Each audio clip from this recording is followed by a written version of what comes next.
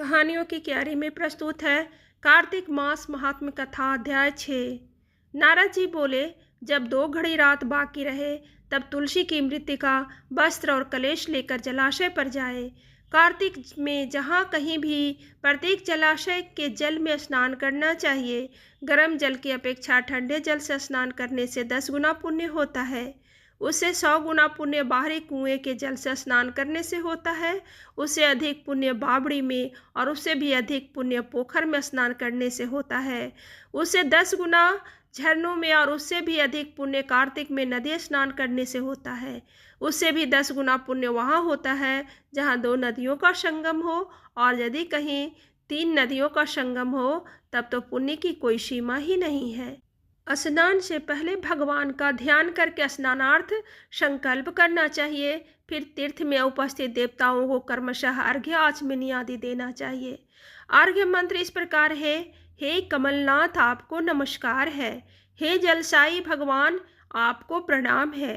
हे ऋषिकेश, आपको नमस्कार है। मेरे दिए अर्घ्य को आप ग्रहण करें। वैकुंठ, प्रयाग तथा बद्रिका आश्रम में जहाँ कहीं भगवान विष्णु गए वहाँ उन्होंने 3 प्रकार से अपना पाँव रखा था।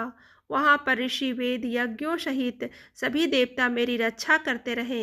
हे जनार्दन, हे दामोदर, हे देवेश, आपको प्रसन्न करने हेतु मैं कार्तिक मास में विधि विधान से ब्रह्म मुहूर्त में स्नान कर रहा हूँ।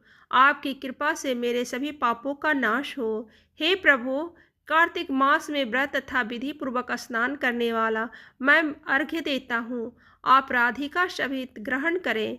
हे कृष्ण, हे बलशाली राक्षसों का संहार करने वाले भगवान, हे पापों का नाश करने वाले, कार्तिक मास में प्रतिदिन दिए हुए मेरे इस अर्घ्य द्वारा कार्तिक स्नान का व्रत करने वाला मुझे फल प्राप्त हो।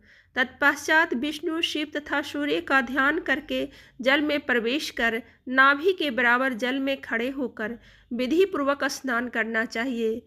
गृहस्थी को तिल और आंवले का चूर्ण लगाकर तथा विधवा स्त्री व यति को तुलसी की जड़ की मिट्टी लगाकर स्नान करना चाहिए। सप्तमी, अमावस्या, नवमी, त्रयोदशी, द्वितीया, दशमी आदि तिथियों को आंवला तथा तिल से स्नान करना वर्जित है। स्नान करते हुए निम्न शब्दों का उच्चारण करना चाहिए।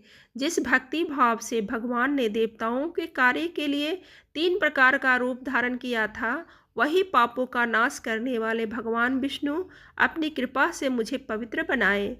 जो मनुष्य भगवान विष्णु की आज्ञा से कार्तिक व्रत करता है उसकी इंद्रादि सभी देवता रक्षा करते हैं, इसलिए वह मुझको पवित्र करें। बीजों, रहस्यों तथा यज्ञों सहित वेदों के मंत्र कश्यप आदि ऋषि इंद्रादि देवता मुझे पवित्र करें। अदिति तथा सभी नारियां, यज्ञ सिद्ध सर्प और समस्त औषधियों व तीनों लोकों के पहाड़ मुझे पवित्र करें। इस प्रकार कहकर स्नान करने के बाद मनुष्य को हाथ में पवित्री धारण करके देवता, ऋषि, मनुष्यों तथा पितरों का विधि पूर्वक तर्पण करना चाहिए। तर्पण करते समय तर्पण में जितने तिल रहते हैं उतने वर्ष पर्यंत व्रती के पितृगुण स्वर्ग में वास करते हैं। उसके बाद व्रती को जल से निकलकर शुद्ध वस्त्र धारण करना चाहिए। सभी तीर्थों के सारे कार्यों से निवृत्त होकर पुनः भगवान विष्णु का पूजन करना चाहिए। सभी तीर्थों के सारे देवताओं का स्मरण करके भक्ति पूर्वक सावधान होकर चंदन, फूल और फलों के साथ भगवान विष्णु को फिर से अर्घ्य देना चाहिए। अर्घ्य के मंत्र इस प्रकार हैं। मैंने पवित्र कार्तिक मास में स्नान किया है। हे विष्णु, राधा के साथ आप मेरे दीर्घ अर्घ्य को ग्रहण करें। तत्पश्चात चंदन, फूल और तांबुल आदि से वेद पाठी ब्राह्मणों का श्रद्धापूर्वक पूजन करें और बारंबार नमस्कार करें।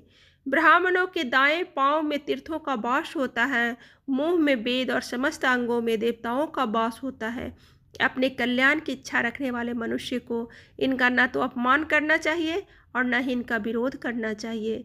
फिर एकाग्रचित्त होकर भगवान विष्णु की प्रिय तुलसी की पूजा करनी चाहिए। उनकी परिक्रमा करके उनको प्रणाम करना चाहिए। हे देवी, हे तुलसी, देवताओं ने ही प्राचीन काल से तुम्हारा निर्माण किया है और ऋषियों ने तुम्हारी पूजा की है। हे विष्णु प्रिया तुलसी, आपको नमस्कार है। आप मेरे समस्त पापों को नष्ट करें। इस प्रकार जो मनुष्य भक्तिपूर्वक कार्तिक व्रत का अनुष्ठान करते हैं वे संसार के सुखों का भोग करते हुए अंत में मोक्ष को प्राप्त करते हैं।